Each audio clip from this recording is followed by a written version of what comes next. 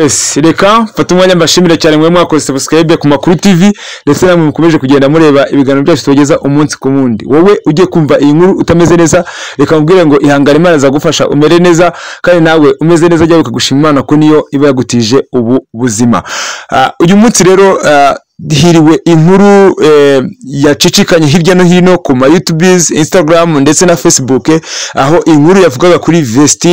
Vestina umuramyi wamenyerewe mu ndirimbo zigiye zitandukanye, Simagarara ndetse n'izindi zitandukanye. Uyu umuhanzi Vestina rero ni inkuru yari yamwanditsweho yuko avuga yuko ashobora kuba yatandukanye n'umugabo we Idrissa, ariko Vestina yaje kugaruka kuri Instagram ye, agaruka abinyomoza avuga yuko Instagram yiwe cyangwa se urukuta rwe rwashimuswe n'umuntu utaramenyekana, bityo akaba asaba imbabazi ku bantu bose baba babibonye, atariko singewe ati nanjye uko mwabibonye niko nanjye nabibonye, ati rwose kuri njyewe n'umugabo wanjye tubanye neza, tumeze neza, nta n'ikibazo yemwe dufite, ahubwo umuntu wayishimuse niwe waje ambeshyera avuga yuko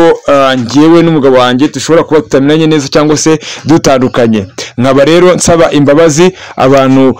muri rusange babashe kubona iyi nkuru,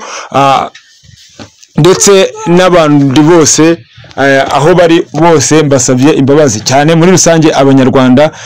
ndetse n'abantu byabashije kugeraho bikagira icyo bibakomeretsaho. Rero ngira ngo murabyumvishe, ni inkuru yacicikanye hirya no hino, yavugaga kuri Vestina. Abantu benshi bari bavuze ati se ni ibiki, wumva ko byacitse, ariko mwumva ko Vestina atwihereye ukuri, atubwiye ko atari we, ngira ngo aje abinyomoza nyuma y'igihe, ku buryo abanyamakuru benshi bari babashije kubivugaho, ariko